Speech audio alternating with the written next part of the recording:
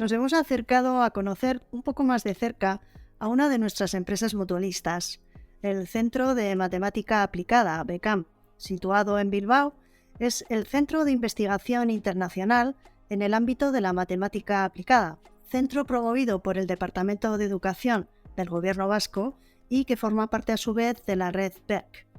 Uno de sus principales objetivos es poner la matemática al servicio de la sociedad a través de la transferencia de conocimiento, extendiendo los resultados de su investigación a sectores muy diversos, como puede ser biociencias, salud, energía, fabricación avanzada, y trabajando de manera conjunta con instituciones y empresas tanto locales como internacionales. Hoy tenemos la oportunidad de entrevistar a José Antonio Lozano, director científico y coordinador del área de ciencias de datos en el centro, también catedrático de Ciencia de la Computación e Inteligencia Artificial en la Universidad del País Vasco.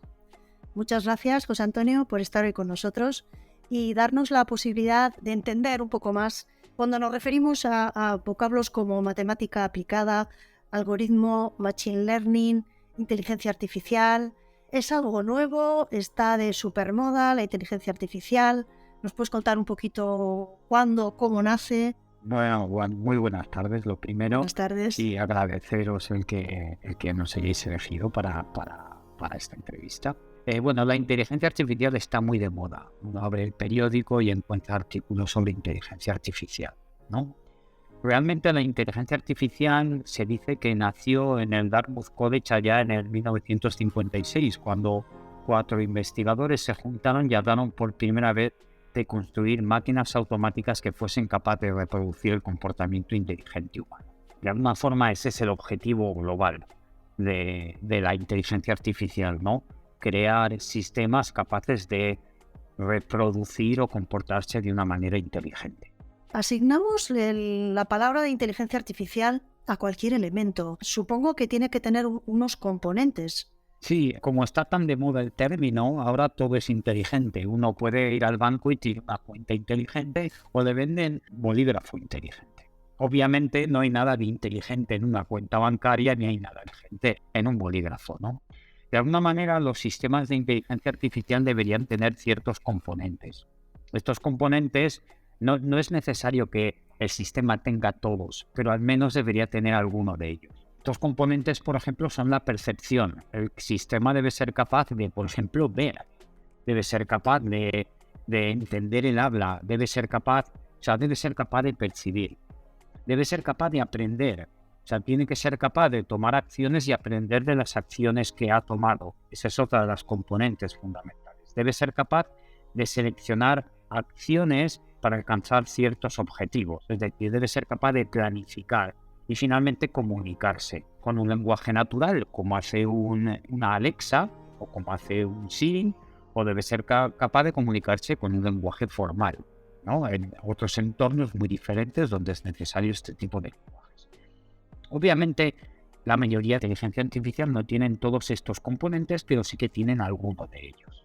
El pasado 18 de enero habéis sido premiados por la Fundación BBVA y la Sociedad Española de Estadística e Investigación Operativa 3 personas del centro de BECAM: Verónica Álvarez, investigadora en formación; Santiago Mazuelas, investigador Iker Vázquez; y tú mismo, José Antonio Lozano, por el desarrollo de un modelo de inteligencia artificial capaz de predecir el consumo de electricidad, ayudar a mejorar la eficiencia energética. Bueno, primero la enhorabuena, por supuesto, por este premio. Y la respuesta va enfocada un poquito, en Euskadi contamos con una base industrial muy sólida. ¿Qué puede aportar en general la inteligencia artificial al sector industrial? Bueno, la inteligencia artificial de alguna forma que puede aportar en varios ámbitos, ¿no? Quizás uno de los ámbitos más clásicos y el más habitual es en el sector de la máquina herramienta, ¿no? Euskadi es muy fuerte en el ámbito de la máquina herramienta. Y al final las máquinas actuales están llenas de sensores, ¿no? Tienen muchos sensores que de alguna forma monitorizan el estado de la máquina.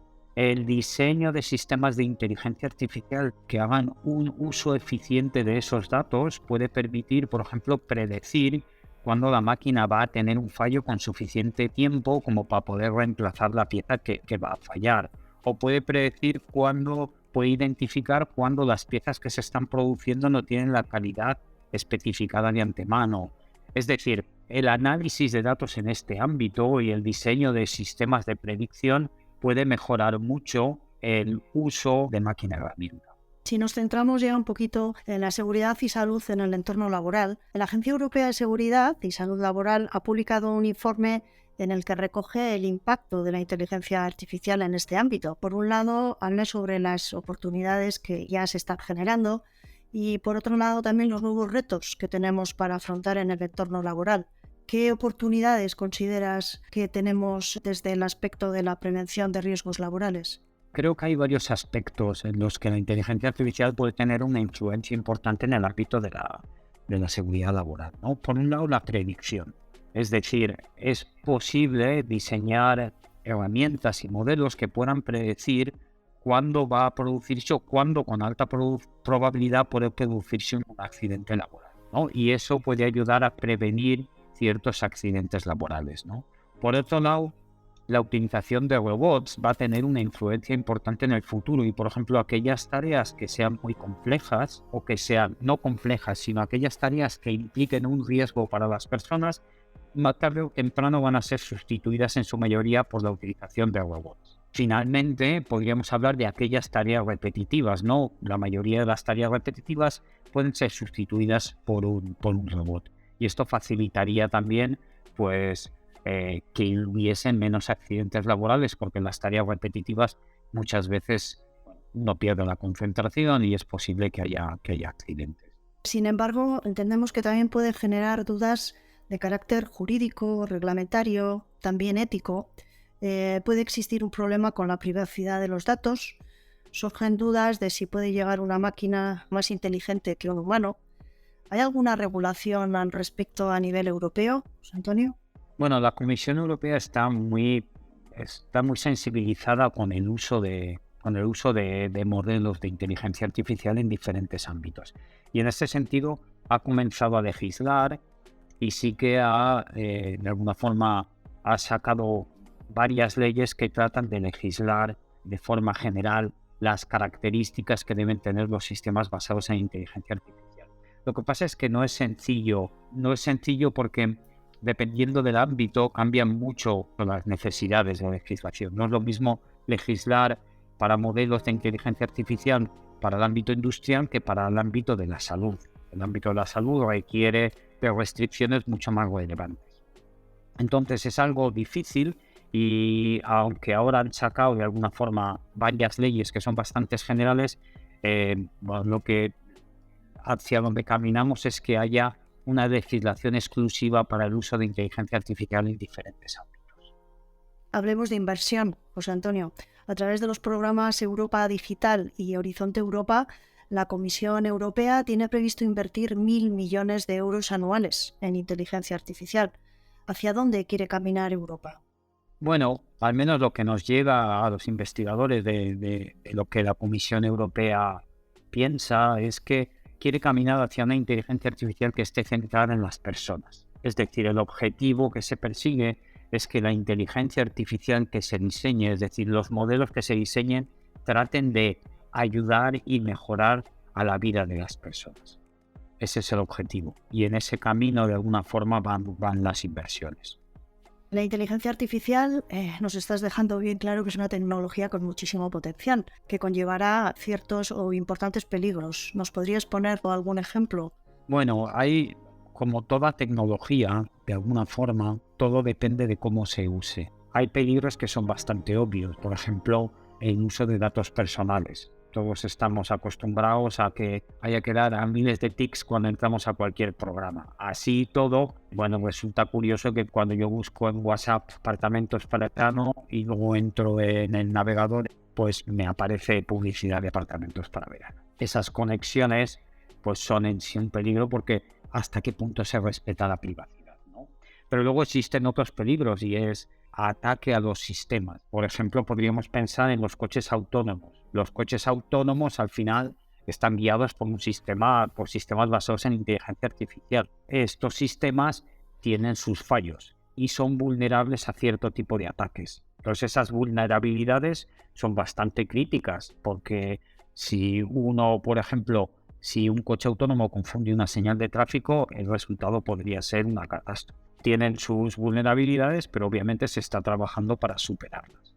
Por un lado, en este caso, por ejemplo, del coche autónomo, mejoraríamos mucho, entiendo, la seguridad vial laboral también, lógicamente, pero nos encontramos con este tipo de problemas que entendemos que también se irán solucionando, lógicamente. Otro de los peligros posibles podrían ser, entiendo, los sesgos. ¿Nos podrías poner algún ejemplo? Bueno, uno de la mayor parte de los sistemas basados en inteligencia artificial se aprenden a partir de datos. Si los datos de los que se aprenden tienen sesgos, entonces el sistema lleva esos sesgos incorporados. Entonces estos sesgos pueden ser de diferente tipo, pero un sesgo muy clásico es el sesgo basado en el sexo. Por ejemplo, los traductores automáticos, que son sistemas de inteligencia artificial, en muchas ocasiones llevan este sesgo incorporado. Véase, por ejemplo, el caso del euskera, que donde no hay género, pero si uno trata de traducir es médico, pues puede que el traductor le diga él es médico. Y cuando uno trata de traducir es enfermero, le salga ella es enfermera. Entonces, ese tipo de sesgos aparecen en los sistemas de inteligencia artificial porque los conjuntos de datos con los que se aprenden estos sistemas llevan incorporados el sesgo. Obviamente, en cuanto tú eres consciente del sesgo, lo que tratamos de hacer es crear sistemas que traten de evitar ese sesgo y que superen de alguna forma el sesgo que contienen los datos para que la salida del sistema, los resultados que da el sistema, no contenga este tipo de sesgos.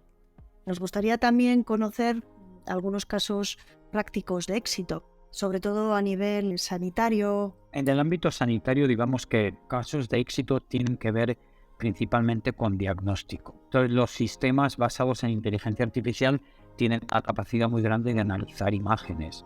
Esto provee al médico de unas hipótesis de una forma importante. También en la predicción de cuál es el mejor tratamiento para pacientes. Es decir, el ámbito de la medicina, aunque todavía la incorporación de sistemas basados en inteligencia artificial todavía es preliminar, en un futuro va a tener una repercusión muy importante. A nivel de asistentes personales, también vemos ahí un futuro prometedor. Pues sí, los asistentes personales son otro de los ámbitos donde también va a haber un desarrollo, desde mi punto de vista, bastante relevante, sobre todo lo que tiene que ver con asistencia en la tercera edad. De alguna forma estos sistemas pueden dar apoyo a las personas de la tercera edad y aunque no nada sustituye a un humano, pueden ser también un elemento de compañía, un elemento de apoyo y de ayuda. Pues muchísimas gracias, José Antonio, por haber compartido estos minutos con nosotros, por habernos expuesto de una manera muy clara y práctica todo lo que conlleva la inteligencia artificial, una tecnología con muchísimo potencial, entiendo que también ciencia, que forma parte ya de nuestro día a día y que iremos descubriendo de cara a un futuro próximo gracias a investigadores como vosotros. Así que muchísimas gracias. Muchísimas gracias a vosotros.